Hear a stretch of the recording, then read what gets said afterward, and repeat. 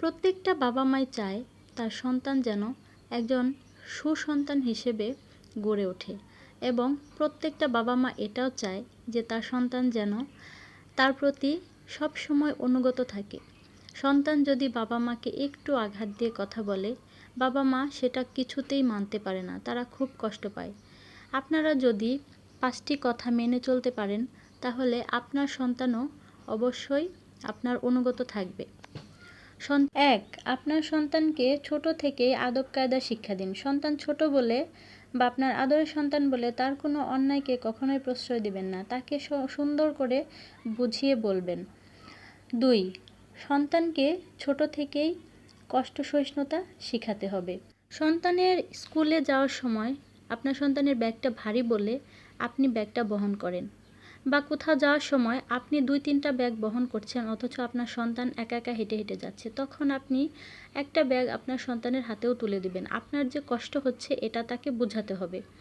যখন দেখবে যে আম্মুর কষ্ট হচ্ছে বা বাবার কষ্ট হচ্ছে বলে একটা ব্যাগ আমাকে আব্বু বা আম্মু তুলে দিচ্ছে, এটা দেখতে দেখতে পরবর্তীতে সন্তান বড় হওয়ার সাথে সাথে একটা ব্যাগ সে আপনার হাত থেকে নিজেই নিয়ে নেবে। 3. সন্তানকে অভাব অনটন বোঝাতে শিখাতে হবে। সন্তানের যে কোনো আবদার কখনোই পূরণ করা যাবে না। যেটা অতি প্রয়োজনীয় সেটা সন্তানকে অবশ্যই দিতে হবে, কিন্তু যেটা সন্তান শুধুমাত্র বিলাসিতা করার জন্য চাচ্ছে সেই জিনিসটা সন্তানের কাছে কখনোই তুলে দেওয়া যাবে না। তাকে বোঝাতে হবে, আপনার যদি অভাব অনটন নাও থাকে তাকে বোঝাতে হবে যে আপনার কাছে এখন টাকা নেই, আপনি তাকে এখন কিনে দিতে পারবেন না, তাকে পরে দিবেন। এই জিনিসটা তাকে বোঝাতে হবে। এটা শিখতে শিখতে একটা সময় যখন সে বড় হবে, কোনো কিছু চাইলেও সে চিন্তা করবে যে আমার আব্বুর কাছে বা আমার আম্মুর কাছে এখন টাকা নেই, আব্বু বা আম্মু আমাকে পরে জিনিসটা কিনে দিবে। এই জিনিসটা তাকে বোঝাতে হবে। আর 4. সন্তানের সামনে কখনোই অন্য কারো সন্তানের প্রশংসা করবেন না বা আপনার সন্তানকে কারো কাছে ছোট করবেন না।